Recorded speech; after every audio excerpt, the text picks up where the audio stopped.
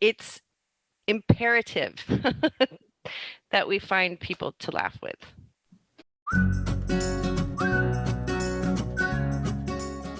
You're listening to the Happy Doc Student Podcast, a podcast dedicated to providing clarity to the often mysterious doctoral process.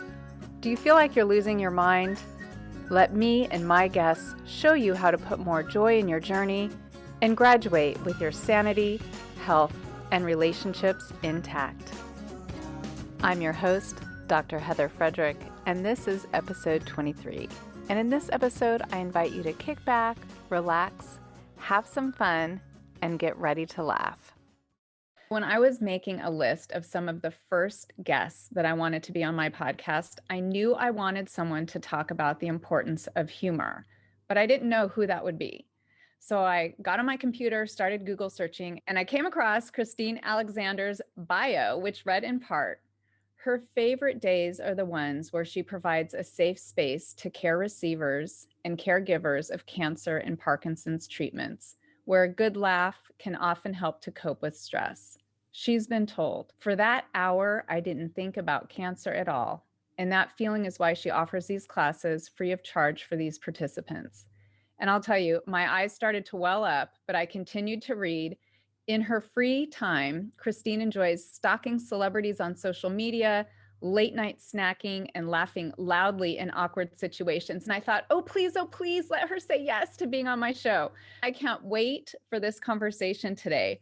But before we dig in, let me tell you just a bit more about Christine's impressive background. She is a founding member of Florida Studio Theater's Improv Troupe, and her TV appearances include SNN, News Channel 10, and she's a frequent co-host for the Suncoast View on ABC7. She's also appeared in numerous publications like the Herald Tribune, Scene Magazine, and Style Magazine, to name just a few. Christine has harnessed the power of laughter through 2 decades of professional improvisational stage comedy, corporate team building, and comedy wellness programs that she's now delivering all over the world. She lives by the motto, if it feels good to laugh, then laugh to feel good. Christine, I'm so excited to have you on today's show. Oh my goodness, Heather, thank you for having me. I love that you found me out of all the people on the internet. It was me. It Thank you, was, it Heather. was you. You're meant to be here today. So I'm curious, Christine, how does one make a career out of laughter? And did you always know you were funny? That's a good question. In fact, in high school, I remember people always telling me, like, you're so funny, you should be an actor. And I was like, okay. So I didn't plan on going to college. I actually was at my baccalaureate and somebody said, "Where are you going to college?" And I was like, "I don't know yet." And she's like, We're graduating in 2 days. How do you not know?" And then I got a gig. What I guess that's what you call it in high school. I got a part in a play and I went to a Christian high school and it was called The Gift of the Magi. So it was very religious. Well, I asked my director if I could play it as a kleptomaniac. I just had this one little role where I came in the door and I wanted to steal the scarf off the wall before the girl I was playing with turned around. And this one time I did it, I just barely got the scarf in my purse before she turned around, and the entire audience laughed so loudly. And I knew that laughter was for me. And that moment, I had taken my first drug of laughter. And then I knew I needed to be on stage from that moment on. So, yeah, I think it's like what do you call it? My racket. It's your calling. It's my calling. And what a cool one, because I know when I laugh, I do feel good. And I think when you're in a program like a doctoral program, or even right now with everything that's going on in the world, it feels like some days I ask myself, when was the last time that I laughed? Yeah, And, that's a and sometimes I can't even remember the last time I had a good belly laugh. I can tell you, because of COVID, we've moved our workshops to Zoom. And there are muscles behind my ears that when I go on Friday and we start laughing, that these little muscles behind my ears start aching. And I realize that they're my laughter muscles and they haven't been worked out like they used to be worked out. So I get what you mean. So we've got this laughter muscle that is, I think, just an important part of the human experience. On your website, you talk about some of the benefits to laughter. Absolutely. I mean, like you said earlier, the lady that was my first workshop delivering for people who had cancer. And she came up and said, for that hour, I didn't think about cancer at all. And that was so eye-opening. I felt like I received my doctorate at that moment. I felt like I cured her for an hour. And I have ladies and gentlemen tell me constantly, thank you for doing this workshop. I don't have anybody else to laugh with. I look forward to this every week. And just recently, I had food poisoning for 2 weeks and I couldn't do it. I had other people cover for me, but that was the only thing I could think of was who was going to cover my class because it's so beautiful to see their faces each week so happy and excited to laugh with each other. And there's more and more research coming out about the positive benefits, both physically and emotionally, the things that are going on in your body. I remember being in graduate school and my partner sharing with me an article by Norman Cousins. And I don't know if you're familiar with this article, but I believe it came out in the late 70s where he claimed that laughter cured this incurable disease that he had. And he would ask the nurses, could they play old movies that made him laugh? And would they read him jokes? His story it actually got published in a medical journal, and people started paying attention to what happens in the body when we are letting go and laughing. But I think some people think, well, but I'm just not a funny person. Do you have to be funny to find laughter? That's the best part. Let me tell you how I got into improv. So in 2001, I'm like an adult by this point, and I have a friend who's telling me, please go get an acting job, do something, you're driving me crazy. So I finally look up in the newspaper, it said, acting class, no scripts required. And I thought, I would love that because I don't memorize anything, so that would be great. So when I went there for those 2 hours, I had the same exact experience that the lady did. The little voice in my head that's constantly telling me to sit down, shut up, don't do all those things. She was quiet. She didn't say anything. She was so quiet. And I was playing and being silly with all of these adults. And I was like, what is this here? As soon as those 2 hours were over, that voice came rushing back. But for those 2 hours, I was free of criticism and judgment, even with the people that I was with. That was the most important thing about improv is that we respect each other.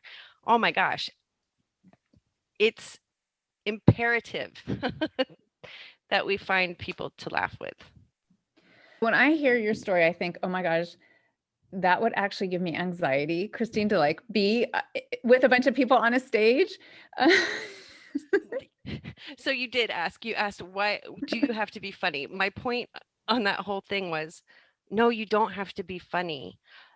In fact, if you look at the comedy legends, Dick and Tommy Smothers, there's a straight man and the crazy man. So if you look at the straight man, he's still hilarious, right? So it's about how you perform, not what you say. Okay. In fact, I went to the Magnet Theater in New York a few years ago and studied there. It was so cool. It was like 3 weeks of, intense studying. And they taught me that it's not what you say, it's how you say it. And so that's Mm. where the funny lies. Okay. So even though you don't think you're being funny, we think you're being funny. So maybe So one tip would be to set the intention like, hey, I'm going to be a little less serious today and I'm going to keep my eyes open for something that's humorous. I love that you did that, that you gave yourself permission to be okay with what's going to happen. I'm going to be outside my box a little bit, and it's okay. I'm going to look for humor. That's beautiful. I'm going to give you a game that I play. It's a great listening game where you know how when you're in a conversation with somebody and you have something to say, you're just waiting for that person to close their lips so you can start talking because we already know what we're going to say. Well, In order to slow that down, I play last letter, first letter. So I'm going to listen to every single word you say and wait until the last word and look at the last letter of that last word and use it as my first letter in my sentence. This makes sure that I hear every single word that you're saying. You can practice it by saying the last word if you want. Do you want to try it? Yeah, okay. Okay. So we'll do a once upon a time story, okay? So I'll Okay. get started. Once upon a time, there was a big grizzly bear. Bear with me here, Christine. I'm really trying to hang in there. There you go, Heather. You just did it. That's the best. That would be a fun game to play around the dinner table It with totally kids. is. It is. And then, I'd like to do the word one first because you get used to it. And then you have to do the letter one the next time, like round two, little harder, because you really have to listen then. Because your mind fills in what you're going to say. So Yeah. let's try it with the letters. Okay. Okay. Heather, the teacher called me and said that you were being loud in class today. That's interesting. Let me think about my day and see where that might be coming from. My, my, my. Do I hear sarcasm in your voice? And what we have here, listeners, is a whole lot of dead airspace while I am trying to figure out what the heck to say. Earlier in the day, I might have said that that was true, but right now I'm going to say no. That was hard, Christine. Yeah, That was but hard. you did so well. Tell me how it was.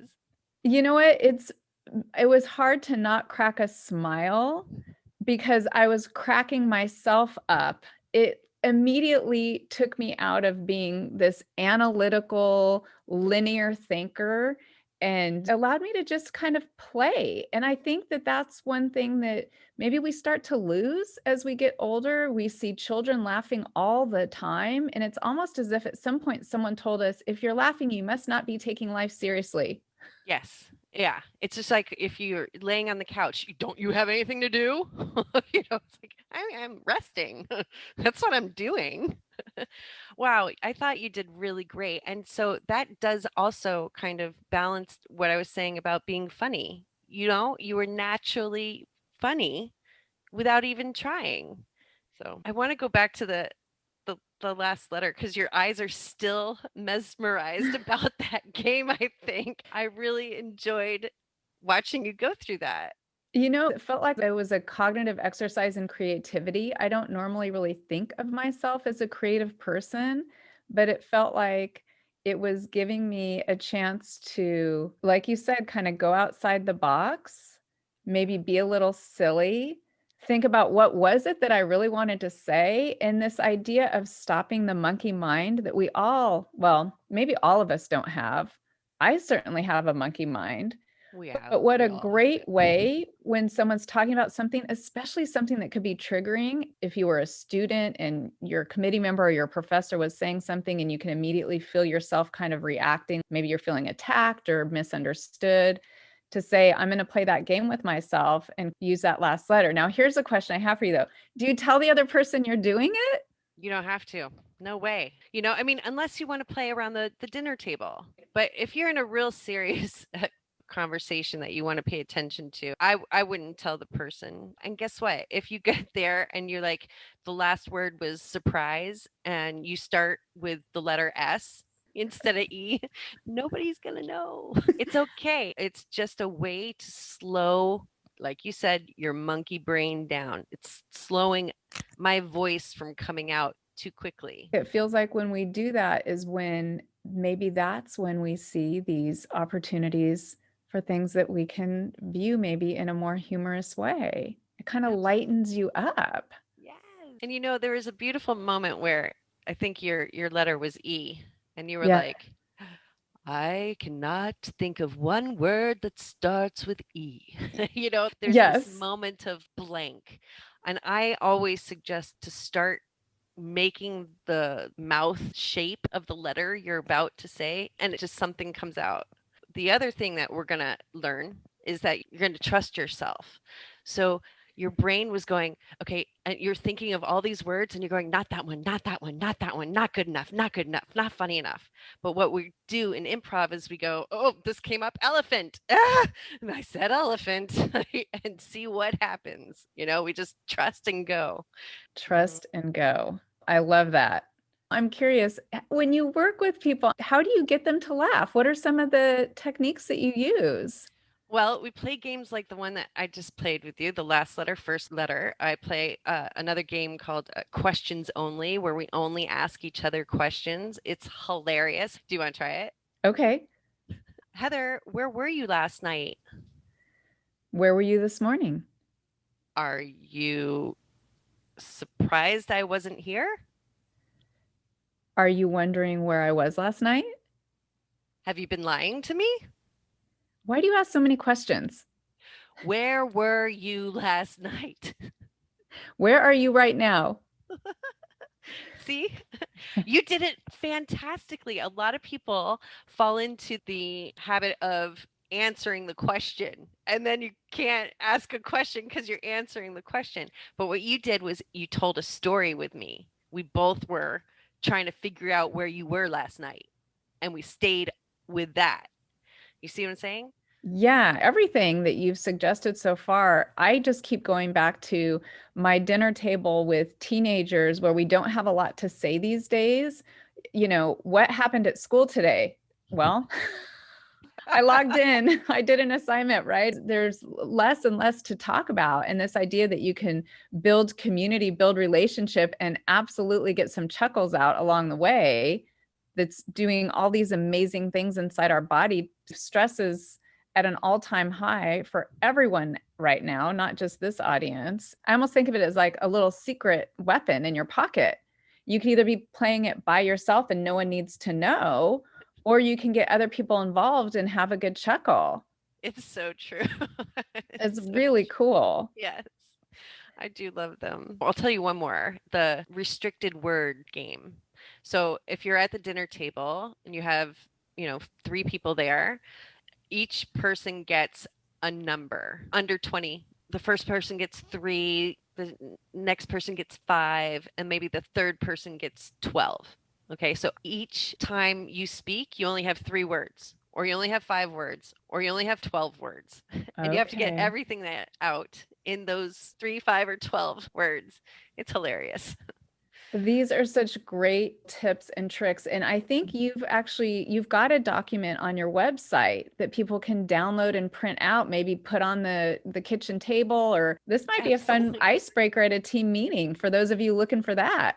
I actually do that. I realize that the games that we play in order to be successful in front of a paying audience are really good for team building, support, respect, listening to each other, having less judgment of each other. There's one game called Red Ball that we play where I say, this is my little red ball. And I say to you, Heather, red ball. And I can't throw you the red ball until you say to me, red ball. And you say, yeah, I'm going to Okay. take it. So Heather, red ball, Red ball. and now I can throw it. And now you say that to me, Red ball, Christine.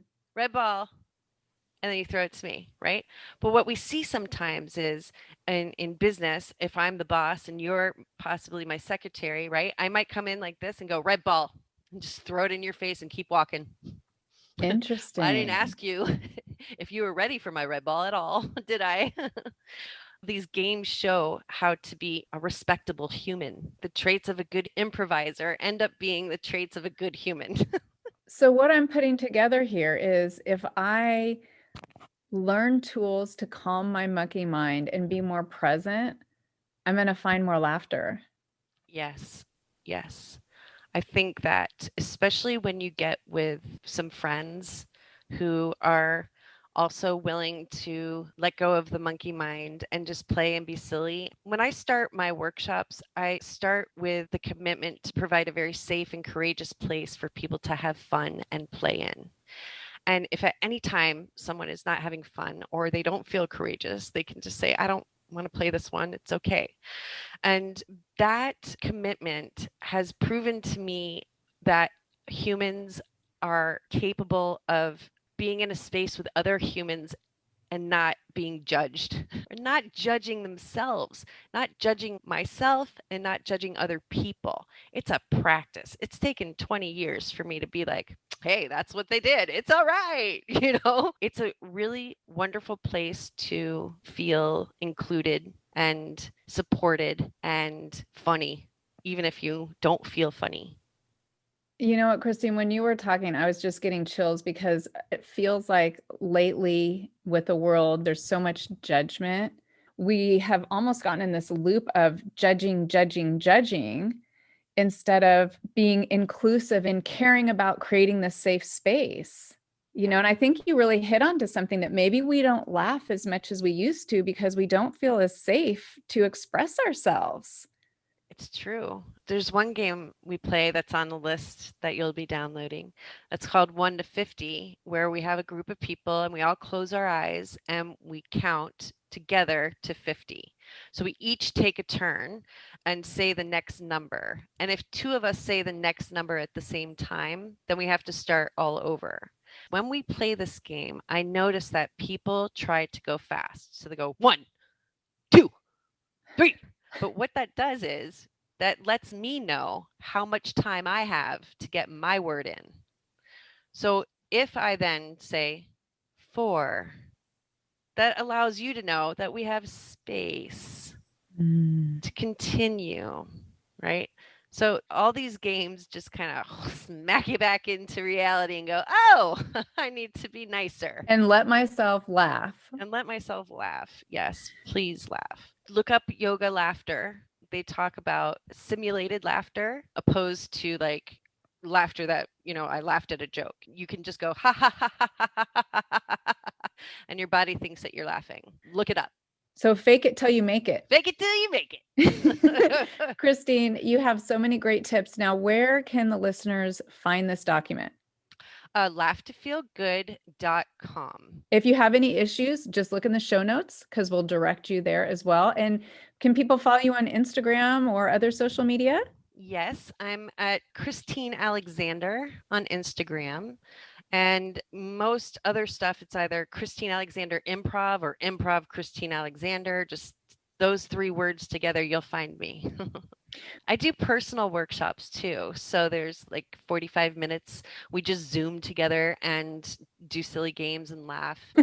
So if you're feeling stuck and like it's been a while since you've laughed, look up Christine because I can tell you I had a great time interacting with you, just connecting with you today. And I feel lighter. I feel like a weight has been lifted from my shoulders. So thank you for that gift. What about some final words of wisdom or an inspirational quote? What do you want to leave with the audience today? I'd like you to know that if it feels good to laugh, then laugh to feel good. And if it feels good to cry, then cry to feel good. Christine, thank you so much for being here today and reminding us about the importance of feeling good. Thank you for having me, Heather. If you love listening to the Happy Doc Student podcast, would you mind supporting me? The best way you can do this is by sharing your favorite episodes with a friend or 2, or heck, maybe 3. All episodes are available on most podcast directories, my YouTube channel, and my website. To make it easy, I'll pop these links in the show notes below. Now, if you really want to show me some love, then visit my website, expandyourhappy.com, where you can buy me a yummy green tea and check out the resources I recommend. Until next time, here's to more joy in your journey. Oh, hey, one more thing. I do need to remind you that the information, opinions, and recommendations presented in this podcast are for general information only.